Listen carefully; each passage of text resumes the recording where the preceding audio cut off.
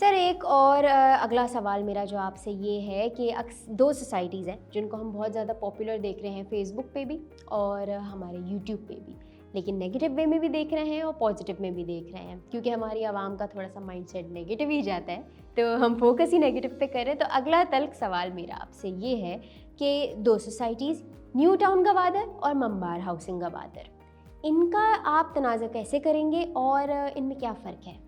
लोग ये बात समझें कि मंबार गवादर शहर से 55 किलोमीटर दूर है। फ़ेज़ 3 जो गवादर की 2060 की प्लानिंग है, उस प्लानिंग से भी बाहर आती है मंबार। पहली बात तो मंबार में ये है। दूसरी, मंबार सोसाइटी वहाँ के लोकल मछेरों के लिए बनाई गई थी कि वो वहाँ पे आबाद हो जाके। हमारे ब्रोकर हजरात, हमारी वहाँ की रियल एस्टेट कंपनीज़ क्या करती हैं, वो वहाँ पे सट्टा चलाना शुरू करती हैं और गेम को ख़राब करती हैं। मंबार का फ्यूचर आने वाले 50 साल भी नहीं है। हाँ, वहाँ पे जाके लोकल्स आबाद हो जाएं, वो मछेरे छोटी कैटेगरी के लोग में जो कम्युनिटीज़ रहती हैं वो वहाँ आबाद हो जाएं, गवर्नमेंट उसको डेवलप कर दे तो वहाँ शायद फ्यूचर है। लेकिन अगर आप कहें कि वहाँ पे कोई गोरा या चाइनीज़ या पाकिस्तानी इन्वेस्टर या पाकिस्तानी कंपनी का कोई मैनेजर, कोई स्टाफ वहाँ रहेगा, 55 किलोमीटर दूर है। इससे बहुत अच्छी आपकी न्यू टाउन हाउसिंग है। न्यू टाउन गवर्नमेंट की स्कीम है, शहर के अंदर है। हाँ, न्यू टाउन में क्या चीज़ प्रॉब्लम है, वहाँ पे फाइल्स डबल हो जाती हैं, वहाँ पे गवर्नमेंट की डेवलपमेंट अच्छी नहीं हुई हुई है। अगर आपको वहाँ पे सट्टा चलाना है कि मैं जी आज लूँ 6 महीने बाद बेच दूँ, तो न्यू टाउन बहुत अच्छी है वहाँ रियल एस्टेट का। लेकिन अगर आप कहते हैं यार 2-4 साल बाद मुझे रख के मजबूती से बेचना है, तो ना न्यू टाउन है ना मंबार है, आप जिना एवेन्यू पे या एयरपोर्ट रोड पे किसी प्राइवेट सोसाइटी में अच्छी प्लॉट ले सकते हैं।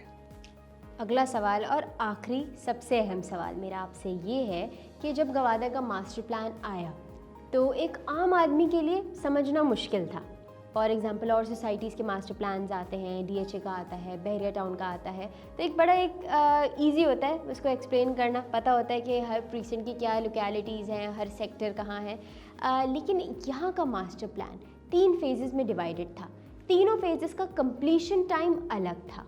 तो इस बारे में अगर हम आसान लफ्ज़ों में आवाम को समझाना चाहें और ये भी बताना चाहें उनको कि उनकी कौन से एज एन फेज़ में किस इन्वेस्टमेंट क्वांटिटी वाला हमारा जो क्लाइंट है वो लाई कर सकता है। देखिए, इन्वेस्टमेंट आपको ज़्यादा से ज़्यादा करनी चाहिए 5 से 10 साल की, कि जी 5 से 10 साल में मुझे रिटर्न आएगा या 5 से 10 साल में मैं इसको कुछ भी इसके ऊपर प्रोसेस करूँगा। जबरिया देखिए, मास्टर प्लान फ़ेज़ 1 जो है वो 2030 से 35 तक डेवलप करेगी चाइना। उसके बाद फ़ेज़ 2 बनेगा जो 2045 तक उसको डेवलपमेंट शुरू करेंगे। उसके बाद फ़ेज़ 3 आएगा जो 2060 में डेवलपमेंट शुरू करेंगे, उसको बनाएंगे। उसके बाद जितना भी है वो रिज़र्व लैंड है और बैड लक ये है कि 90% जो प्राइवेट सोसाइटीज़ हैं वो रिज़र्व लैंड में आई हुई हैं। जब ये देखिए, वहाँ पे लोग जो भी इन्वेस्टमेंट करें कोशिश करें कि फ़ेज़ 1 में लें। अच्छा, लोगों को जब ये बात पता नहीं है कि आज भी फ़ेज़ 1 में कीमतें फ़ेज़ 3 में जितने की सोसाइटी बिक रही है उतने की ही कीमत में फ़ेज़ 1 में मिलती है, लेकिन लोगों की वर्किंग नहीं होती है। एजेंट उनको इस तरह से घेर लेता है, वो अच्छी सोसाइटीज़ दिखाता नहीं है। तो कोशिश ये करें भाई फ़ेज़ 1 में लें। फ़ेज़ 1 की सोसाइटीज़ में भी आज वही कीमत है जिसकी पैसे आप फ़ेज़ 3 की सोसाइटी के दे रहे सर हैं। बात काटूंगी आपकी, आपने अभी एक बात की यहाँ पे कि 90% सोसाइटीज़ रिजर्व लैंड में आ रही हैं। रिजर्व लैंड से क्या मुराद है? जबरिया देखें, 2060 तक का जो मास्टर प्लान है गवादर का, उसके बाद गवर्नमेंट ने जितनी लैंड बचती है उसको रिज़र्व लैंड 1 और रिज़र्व लैंड 2 का नाम दिया है। 2060 के बाद गवर्नमेंट, चाइना, जो भी हमारी गवर्नमेंट होगी, जो भी डेवलपमेंट अथॉरिटीज़ होंगी, वो देखेंगी कि आया कि अब हमें शहर को बढ़ाने की ज़रूरत है या नहीं है। तो इसलिए उन्होंने जितनी भी आगे की लैंड है उसको रिज़र्व लैंड 1 और 2 में डाल दिया है। अच्छा, ये बातें हम नहीं, ये बातें जीडीए का मास्टर प्लान कर रहा है। जीडीए अथॉरिटी है गवादर की, उनके मास्टर प्लान में ये बातें सब की में वाज़े तौर पे लिखी हुई हैं। लेकिन हम लोग कपड़ा लेने जाते हैं तो 4 दफ़ा देखते हैं, लेकिन अगर हम कोई ज़मीन या कोई इन्वेस्टमेंट, कोई एसेट बनाने जाते हैं उसको बस एजेंट के कहने पे ले लेते हैं। तो ये इस वजह से जो है वो थोड़ा सा आप मास्टर प्लान को समझ के इन्वेस्टमेंट करें। गवादर शहर आज भी बहुत पोटेंशियल लगता है और इन्वेस्टमेंट करना आज भी वहाँ फिजिबल है। सर सवाल एक और मेरा ये निकलता है कि काफ़ी ज़्यादा लोग जो है गवादर में, कराची में तो देखें ब्रोकर या फिर अपनी रिसर्च करना भी काफ़ी आसान हो जाता है, लेकिन क्योंकि इस एपिसोड में हम उठा रहे हैं तमाम तर वो सवाल जो कि तल्ख हैं, जो कि मुश्किल हैं, जिन पे इंफॉर्मेशन नहीं है, तो गवादर के लिए एक अच्छा ब्रोकर या फिर कंसल्टेंट ढूंढना हो तो लोग कैसे रब्ता करें? जबरिया देखें, गवादर शहर में बहुत तकरीबन 1000 से ज़्यादा जो है वो real estate consultant, real estate firms हैं। देखिए, कभी भी हमेशा याद रखिएगा, इन्वेस्टमेंट करें आप जिस प्रोजेक्ट पे या जिस प्रोडक्ट पे आप इन्वेस्टमेंट कर रहे हैं, उसमें सबसे पहले ये देखें कि उसका बैकग्राउंड क्या है, उस बिल्डर का बैकग्राउंड क्या है जहाँ पे आप ज़मीन ले रहे हैं।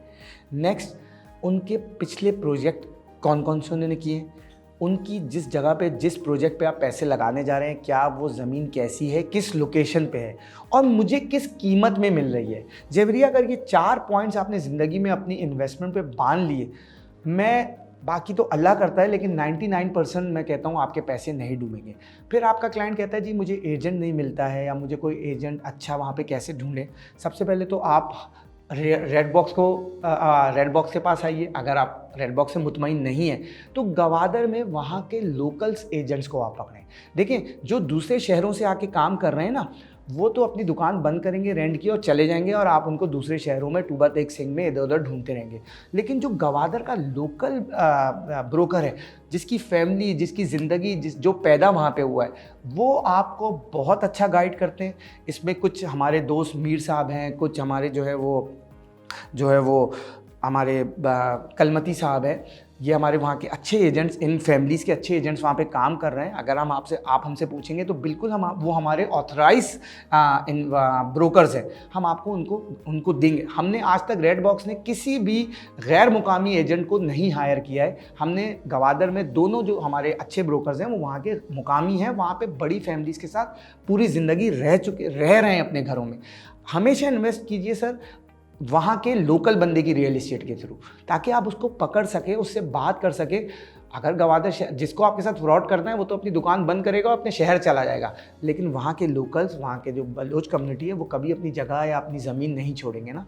तो मशवरा है कि लोकल्स के थ्रू आप इन्वेस्टमेंट कीजिए। तो सर, हम इन दी एंड अपने तमाम तर नाराज़ जो क्लाइंट्स हैं उन्हें एक बात से आगाह करना चाहते हैं कि हम रियल्टर्स नहीं हैं, फाइनेंशियल कंसल्टेंट्स हैं। चाहे गवादर का मास्टर प्लान हो, चाहे यहाँ की डिटेल्स हो, अच्छा हो लेकिन ख़ास तौर पे बुरा भी हो, हम तमाम तर चीज़ों पे उन्हें कंसल्टेंसी प्रोवाइड कर सकते हैं। तो तमाम तर लोग मिस्टर इमरान नियाज़ी से रब्ता करें। सर, आप क्या कहना चाहेंगे इस बारे में? जबरिया देखें, मैं आपको एक बात बताऊंगा कि गवादर शहर में आज इन्वेस्टमेंट करना सबसे फिजिबल है। आज की इन्वेस्टमेंट गवादर की वो सबसे ज़्यादा आपको प्रॉफिट या सबसे ज़्यादा रिटर्न देगी। लेकिन वही बात है फ़ेज़ 1 की। इसका रीज़न क्या है जबरिया? एयरपोर्ट अगस्त सितंबर में तैयार हो रहा है। पहले पूरे पाकिस्तान से लोग गवादर में पहले कराची आते थे और यहाँ से 8 घंटे की ड्राइव करके या 2.5 घंटे की ट्रैवलिंग फोकर से करके गवादर शहर जाते थे। अब पाकिस्तान के 5 मेजर शहर से PIA की डायरेक्ट फ़्लाइट शुरू हो रही है गवादर के लिए। आप मुझे बताएं, जो पहले बेचारा कराची का टिकट लेता था, यहाँ से 8 घंटे की ड्राइव करके गवादर जाके इन्वेस्टमेंट करता था, आज वो अपने शहर से टिकट लेगा और डायरेक्ट गवादर में उतरेगा।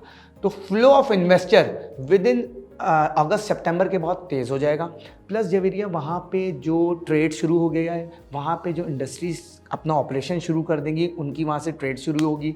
जवेरिया, दूसरा वहाँ पे जो एक्सप्रेस वे था, जो पोर्ट से आपके कोस्टल हाईवे को टच कर रहा था, जवेरिया इंशाल्लाह कभी आप लोग गवादर जाएंगे तो आप देखिएगा वहाँ पे जो कोस्टल एक्सप्रेस वे बनाया है पोर्ट से कोस्टल हाईवे तक का, वो एक शाहकार है, वो पानी के ऊपर बनाया है। वहाँ वो शहर के अंदर नहीं आएगा, उसके ऊपर सिर्फ ट्रॉले ट्रक चलेंगे और उसका एग्जिट और एंट्री पॉइंट एक ही है, पोर्ट और कोस्टल हाईवे। इतनी चीज़ें वहाँ बन रही हैं जवेरिया कि आप, अच्छा सबसे अहम खुशखबरी जिसका बहुत एहसानमंद हूँ मैं, आबाद association of builders and developers, उन्होंने बहुत की रोल अदा किया है। उनकी मैनेजमेंट, अल्ताफ़ ताई साहब, राहिल रेंज, नदीम जीवा, गवादर शहर को इस वक्त अगर आबाद ने जिस तरह से अपने हाथों में होल्ड किया है, इसमें बहुत बड़ा किरदार है अफ़ान कुरैशी और इनकी पूरी टीम का, जिन्होंने गवादर को फ्री टैक्स करवाया है सूबाई प्रोविजनल गवर्नमेंट से, और गवादर शहर प्रोविजनल से अब जा रहा है फेडरल गवर्नमेंट में टैक्स फ्री होने के लिए, जिस पे आबाद सर जोड़ के और बहुत मेहनत से वर्कआउट कर रही है। गवादर में इन्वेस्टमेंट का ये गोल्डन वक्त है। लोग कहते नहीं यार गवादर में मेरी इन्वेस्टमेंट डूब जाएगी, आप रेड बॉक्स के ताउन से, रेड बॉक्स के कहने पर इन्वेस्टमेंट कीजिए, हम आपको गारंटी देते हैं कि आपके पैसे नहीं डूबेंगे।